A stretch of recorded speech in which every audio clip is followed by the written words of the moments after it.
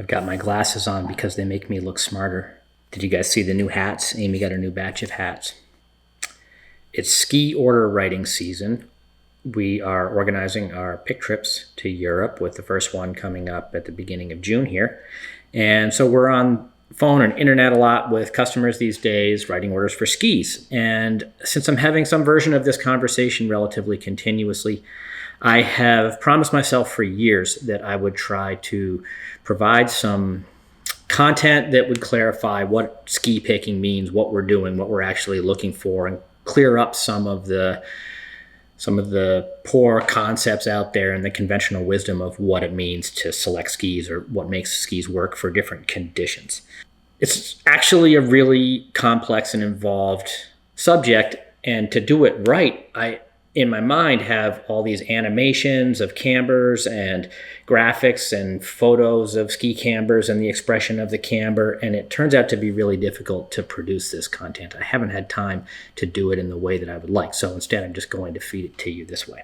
So ski picking considerations. We're going to focus first on skate skis in this video, and what I want to clear up are some common misconceptions. First of all, we very frequently have people refer to the process as quote-unquote ski fitting. I think this is terminology that's come up in the industry just over years, and to me it connotes looking on the ski for some number like mid-flex of 97 or FA value of 102 or something like that, and expressing that as through some coefficient of body weight and then declaring, oh, it fits. It's not how it works, even remotely. The Salomon ski I put here is actually really interesting. You can see a ton of numbers on this little tag. I'm going to knock these things over, but I'll hold it out for you and let you guys check it out. These are all measured values from Salomon that describe different characteristics of the camber and expression of the camber under different loads. And it really serves to underscore the fact that one value just doesn't tell the story even remotely. There is such a thing as ski fit. At the low end of the weight range, you have to fully express the camber. You need to get the ski to compress down so that the part of the ski that's on the snow is in strong enough material to carry your weight and hold the stress.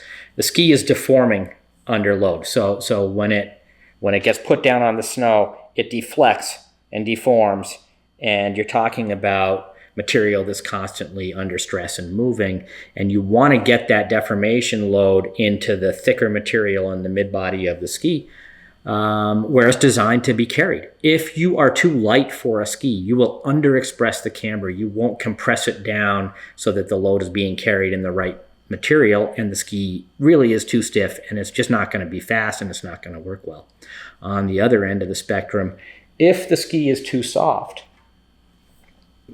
then with the tip pointed that way and your foot on the ski here, if the ski is too soft, the contact point is going to come way up under the foot, and the bridge, the section of the ski that never fully compresses, will be unsuspended. You'll be standing straight on the snow, and you really do need, in pretty much every ski design out there these days, some level of suspension. You need to be held above the snow, and you need some translation, some elastic translation between your energy and the snow.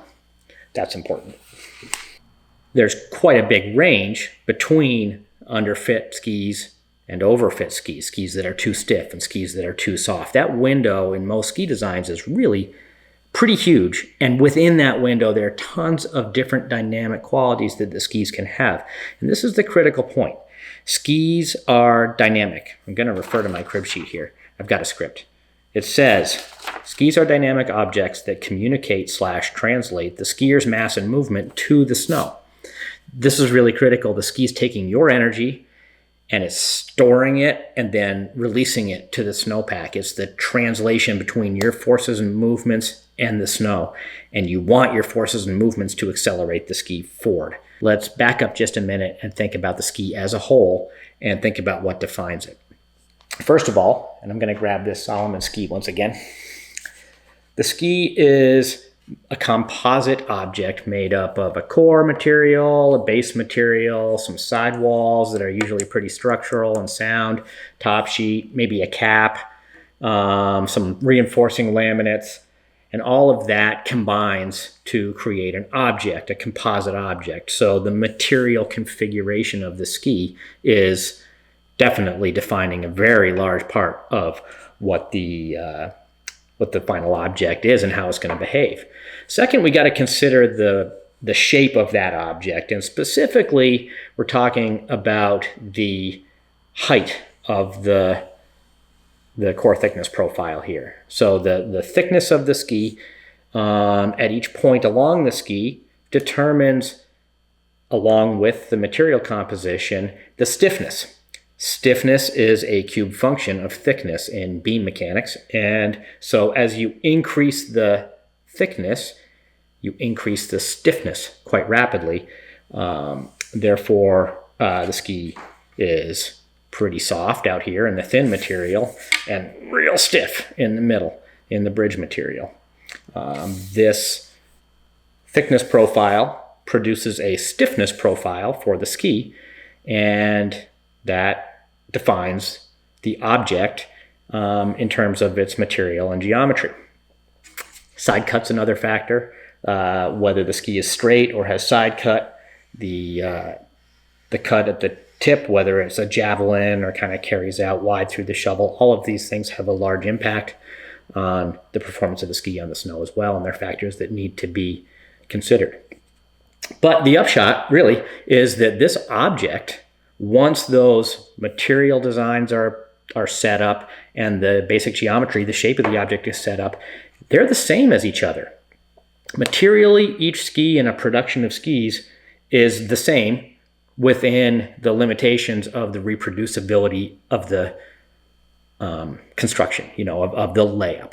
So the skis are generally laid up, partly automated, partly by human hands. There's some variability. There's some variability in the materials.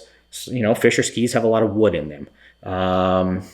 And the wood is inherently variable. The laminates, there are a range of thicknesses that are acceptable in a batch of laminate material. They're not identical, but typically those ranges are pretty small, and for all intents and purposes, the skis are materially the same as each other.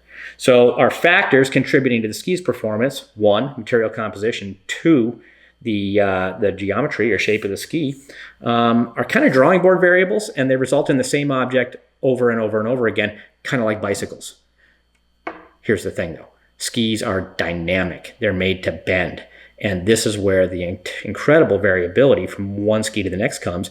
They have shape called camber. It's basically a big spring that's being made, and then the spring is preloaded with a camber, and the camber is that bend along the length of the ski. It's an arch. And the specific shape of that arch really determines a huge, huge amount about the performance of the ski. So when we're selecting skis, what we are selecting are cambers. Cambers define the expression of the materials against the snow under load. And those variables all change with changing loads, changing support levels in the snowpack. It's constantly moving. There's no way to nail it down to one static value. It's impossible. Having said that, the static value measured by midflex or FA value or whatever value each company is using is a good way to compare apples to apples. If you're looking at a bunch of Solomon skis, the skis with the higher midplex values take more load to compress.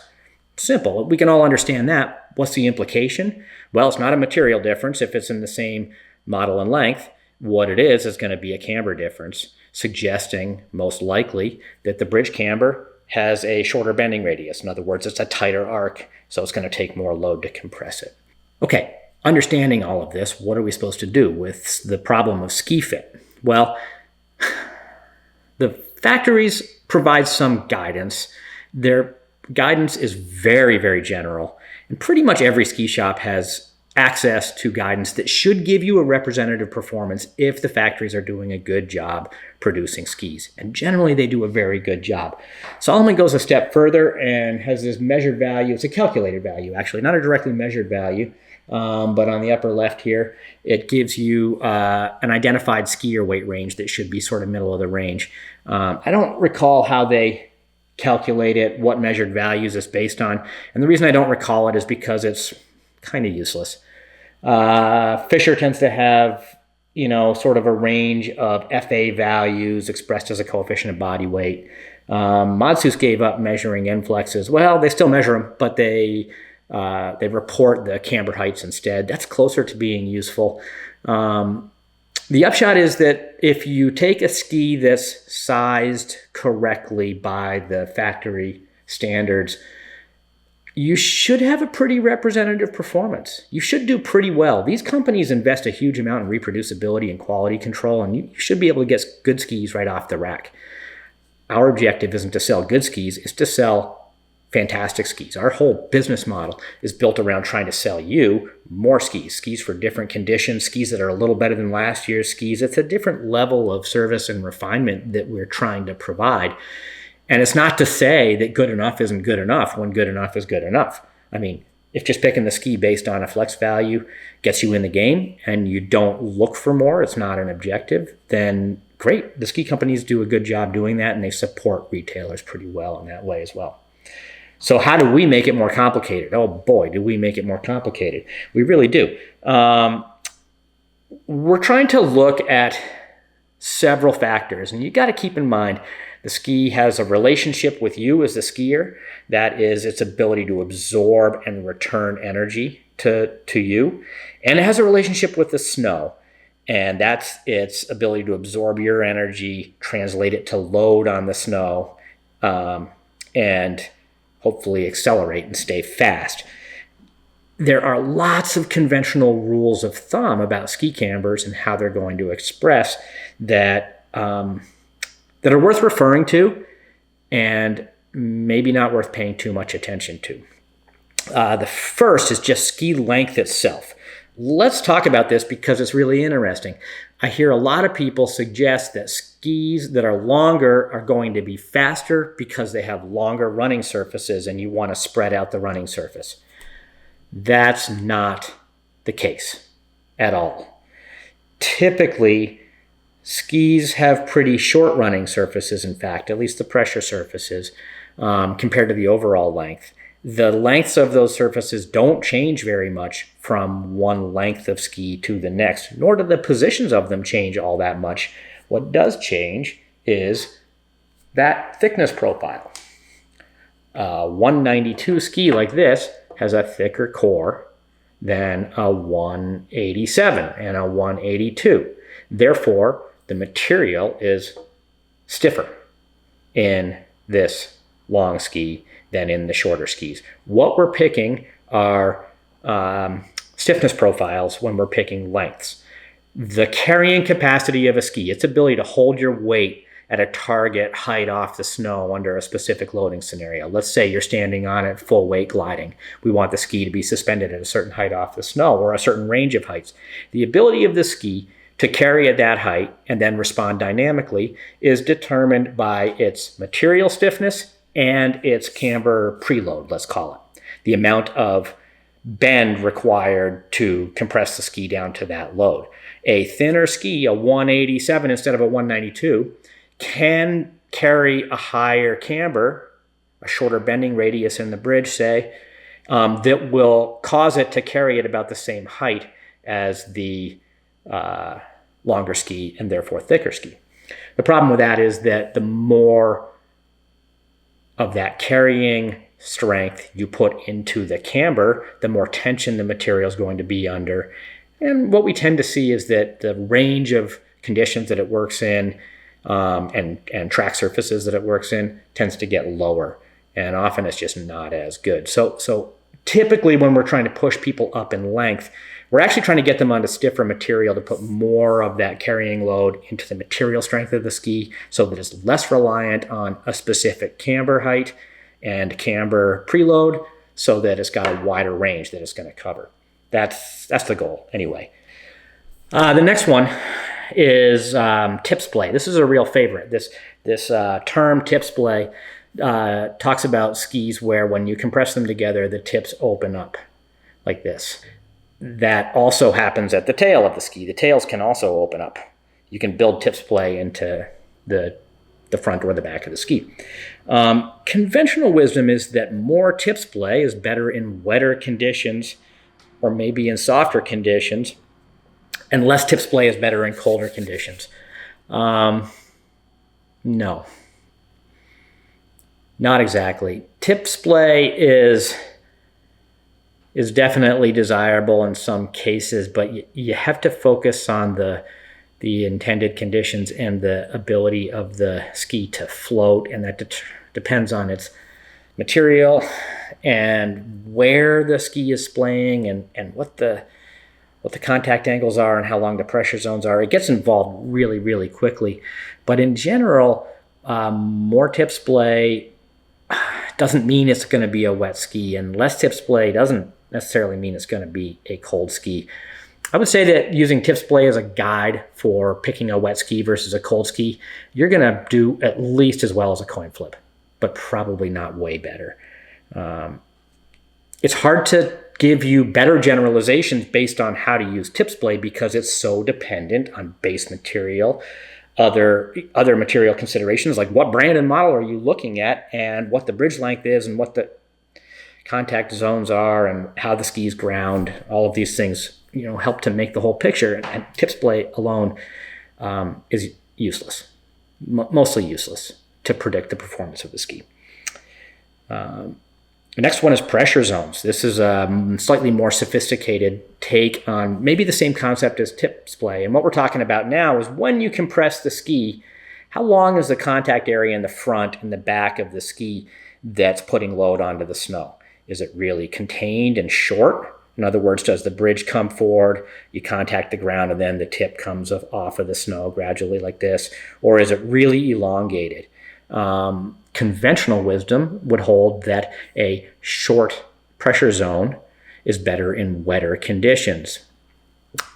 I've helped to perpetuate this idea. It's an attractive idea, and it actually does hold true a fair amount of the time, maybe better than 50%. The idea is pretty simple. It's that when you're trying to break the surface tension and adhesion-cohesion relationship between the snow, when there's excess moisture at the interface, excess surface area is a bad thing. It's one of the reasons we use really rough grinds. We're reducing surface area, increasing turbulence, trying to break the suction, the adhesion-cohesion between the ski and the snowpack. And without any question, a ski that puts too much base on the snow in really sucky wet conditions is terrible. It's awful.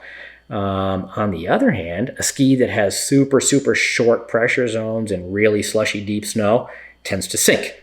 Doesn't float well. It's like a boat that's, just got a super short round hull, and it just sort of sits deep in the snowpack. The shape of the material outside the pressure zones become really important when you put the ski into motion, and you think not just about the ability of the ski to ride on plane, to sit up in the snow, but also the backside of each pressure zone and what sort of turbulent effect or wake, if you will, is left behind by the release and the way those angles are working. In some cold conditions where normally conventional wisdom would say spreading the load out and reducing the point pressure and the friction based on pressure, this cold mechanical friction, is critical. You need really long contact zones and smooth pressure distribution for cold conditions. It's a great idea, and in many places it works. If you're going to the American Birkebeiner on an average Birkie year, which is now, let's say, at least 50% of the time, like this past year was pretty good. Tends to be cold nights. So you get a pattern of like real cold, continental polar cold air masses set up, the refrigerated snowpack, some fresh snow. And in that environment, that Birkie trail tends to do pretty reliably well on really long pressure distributions. On the other hand, one of the coldest, driest places on the planet is probably Canmore, Alberta, the World Cup venue out there. Man, in the cold conditions that their grooming, snowmaking, and natural snow seem to produce, which are among the driest anywhere, you want a really, really short pressure zone. And this has been documented over and over again by our really good friends and collaborators, the Mappins, who live out there and just test stuff all the time. But we see it elsewhere too. And we sometimes, not infrequently, see solutions on the same course on the same day that are really good. One might be a really long pressure zone, one might be a really short pressure zone. These contact areas themselves really don't tell you how the ski is going to respond. You've got to take into consideration so many other contributing and collaborating factors. Again, the length of the contact zones, I'm going to say if you pick a short contact zone ski for wet conditions, you're going to be right at least 50% of the time. If you pick a long contact zone ski for cold conditions, we can boost it up. We can probably say at least, 60% of the time, maybe even more, you'll have pretty good skis. We do have to get in a little bit to where they're good, at what speed they're good. The longer contact zones often are a little easier to accelerate, whereas the shorter contact zones can be better at high speed. But in Canmore, you need the short ones just to get going. The other ones are just like glue. Anyway, do you want more snow, more contact between the snow and the ski, or less, I guess, becomes the question. And that doesn't break down strictly along moisture lines, temperature lines, humidity lines, or even snow type lines. It's some combination of all of that. I wish I could tell you that I knew the answer. I'm pretty good at spotting it when I see it on the ground, and it's definitely kind of venue and location specific in general terms, but it can be both on the same day, depending on the combination of factors that are contributing. So, yeah, we're trying to work with all of that as well when we're selecting skis for a specific skier and a specific location and range of target conditions. So those are some conventional wisdoms that kind of need to be questioned: ski length, tip splay, the length of the contact zones. We pay attention to these for sure. These are part of the conversation, but we're also looking at other factors. Among them, we're looking at the load distribution. We got to consider how the ski is designed. Does it want to carry most of your load in the tail section of the ski and very little in the front? Where is the bridge located, and how does this work? If you imagine two bathroom scales with a 2x4 in between them, if you stand much closer to one bathroom scale, you're clearly loading that one more heavily. I've done this to prove the point. It works, actually. The closer you are to one, the more of its load it takes. If you stand right in the middle, you're pretty close to 50-50. Not many skis ever want to see more than 50% up front. In fact, that just doesn't happen. But you can have skis that carry more load up front and skis that carry more load in back. It is tempting to try to draw some generalizations that, like, oh, hey, maybe the skis that carry more load on the forebody want to have a longer pressure distribution up there so that the peak pressure isn't so high that you get that sort of stiction-y feeling, that slow acceleration at lower speeds. Yeah, that also breaks down a little bit. But we do get into trying to balance the inflection points. Sometimes the really short cambers come from a manipulated camber shape where there's actually a directional change in the camber of the ski, and you got to work on balancing that out. If it's too tilted one way or the other, then it can be pretty slow. This actually is kind of one of the few places where pushing the binding forward on the plate system can help to release the ski and make it faster to accelerate, as opposed to the normal, which is move the binding back and the ski slips out easier. But again, balance of different factors, but we definitely pay attention to that load distribution, particularly when we're trying to get specific about the kind of performance that the ski is going to offer, where the stability is coming from, and what the running speed is going to be, and at what speed it's supposed to really pick up. We also have to consider the distribution of tension in the material. Tension is different from pressure, of course. Tension is what happens when you bend the material. So, we're talking about a leaf spring, something that starts with a camber, and then you put a load on it and it starts to deform. And where and how it deforms is dependent on its starting shape or camber. This is largely how, when we're examining cambers, we can determine or predict how long the pressure zone is going to be and where the tension is going to be held just by looking at the camber, just sighting it like a piece of lumber. You know, you look down at it like this. We can tell a huge amount that way. In fact, most of our screening of skis starts just with that, just sighting the camber lines so that we can really kind of predict how the ski is going to deflect and deform and where that tension is going to be carried. Think of it this way. If it's just an even curve, then as the ski comes into contact with the ground, it deflects and deforms. And that point of deformation is very close to the point of contact with the snow. But you also have to consider what state the material that is left on the snow is. If the material started with a positive camber, in other words, was bent toward the base, then as it flattens out against the snow, it's being carried in this flatter state, which is a state of tension. If it's preloaded at equilibrium with a positive camber, then when it's flat on the snow, it carries tension. Skis with more tension in the material that's on the snow tend to interact with a more tight and high frequency vibratory response. They feel to me like they can feed energy into a delicate snowpack. If the snow crystals are dendritic crystals that are prone to fracturing and absorbing energy, they tend to suck speed out of the equation, and the skis often don't ski that fast. Positive cambers in really fresh, cold snow conditions can be pretty bad. It depends on the material composition. Some materials are supple enough, I suppose, or I don't know how to put it, but some ski manufacturers and material compositions and layups do fine with a certain amount of positive camber in cold, fresh snow. Others are terrible. And that's something that we really learn through experience working with the brands, testing skis on snow. On the other hand, if the camber, instead of being positive, actually straightens out and reverses, then we know that that ski, when we express it under load, is going to curl. Hey, that's where tip splay comes from. Look at that. There's our tip splay. Comes from a reverse camber. Easy to spot by looking at the ski. This trade secret now, you guys are learning how to pick skis. If you just go into the warehouse and start looking at a bunch of skis, you can pick tip splay without even squeezing them. Fisher 902, great example of a ski, classic ski in this case, that has a lot of built-in tip splay, and it's just built right into the camber. It's a rocker, basically. It's in the camber of the ski.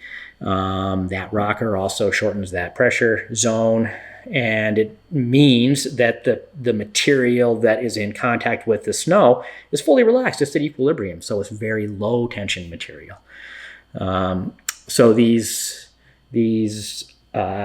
tension zones and how they interact with the pressure zones, where the ski carries the deformation load under active loading, is really something we have to pay attention to as well, and has a lot of profound implications for the performance profile of the ski. What we're really talking about here are all the states that the ski finds itself in under loading and how that relates to the snow. That's one relationship, the ski's relationship to the snow. But we spend a huge amount of time, maybe more time than anything else, considering the dynamic relationship between the ski and the skier, because this is where skiing becomes very, very personal. Different athletes have different loading patterns. Some people tend to hammer early and then release. Other people tend to push long and strong, or tend to push soft and finish fast. These different types of pushing and force application tend to favor different dynamic support. And the brands that we carry offer very, very different baseline dynamic properties. So y-axis has camber height under the load. X-axis is load increasing as you go this way from the origin, from zero. So say a Fisher ski is going to sit down pretty quickly and then stiffen off. A Salomon ski might sit down a little less quickly and then stiffen off a little less. And a Matsu ski might start even a little higher and have almost more of a linear type curve. They look really, really different. I think I have an illustration of this. I should be able to put it up on the screen if I can find it for you. This dynamic load response curve kind of starts to say a fair amount about the way the ski is going to interact with energy input. And as we start thinking about the dynamic load response curve, we got to think about the ways that you load and unload the ski and what you feel. So we pay attention in sort of three stages. Let's start thinking about a skating stride from full weight on one foot, because this is really how it starts. This is how skating works. You're fully weighted on one foot. You load dynamically into that that dynamic load creates an overload state where instantaneously the load is higher than your maximum weight. You sort of drop your weight into your knee, you got a soft leg, and you push on the ski and you start to apply force.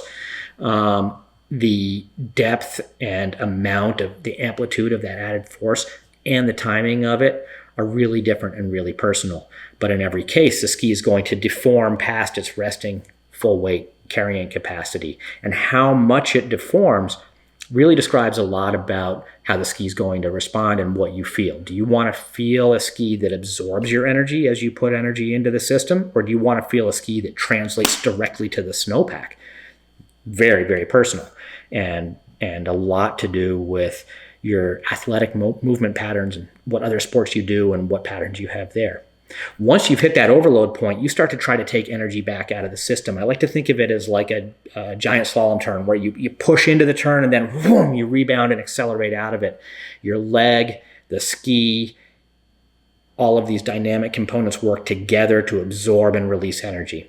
And from that point of overload, we start to look at dynamic rebound. How much rebound, how much distance, how much camber gets released from that overload state back down to about half weight as you exit the ski, as you step off. Skis with really high amplitude dynamic rebound tend to feel springy. Skis with very low amplitude dynamic rebound tend to feel less springy. However, they can feel very snappy. And this is where we get into focusing on damping characteristics. One of my favorite topics. I love damping characteristics. If you spend any time riding bikes or motorcycles or working with suspension, you know all about rebound damping. And this gets really critical. Some skis have a really short rebound throw. Those skis need to have their rebound timing damped so that the throw of the material on rebound doesn't just happen too quickly. If we have really, really high rebound rate materials with a very short rebound throw, it can feel really hard to capture the energy. It feels like it just blows out. Fisher skis tend to have among the lower amplitude rebounds and coincidentally have some of the more damped, heavily damped materials on the market. They're a little slower. They tend to feel really contained, snappy, and energetic through a very short range of motion, and they feel that way because the timing of the rebound over that short range of motion is appropriate to the timing of your push. Matsu skis, on the other hand, have very fast material, and they have a much larger amplitude rebound, and when you have a Matsu ski with a faster rebound over a longer distance, the timing once again sort of lines up. When Matsus make skis with really, really low cambers with a really short dynamic rebound, but undamped materials, it feels like you never get the energy out of them. They don't feel amazing. On the other hand, when Fisher makes skis with a really high active rebound, super high HR values, really large amplitude rebound from active overload to back down to half weight, they tend to be too slow. They feel like sponges. They just feel like walking on a trampoline or like a mattress, I guess, more like it. Not so much a trampoline, but something that just sucks the energy out of the system. It doesn't feel like it keeps up with your desire to move forward.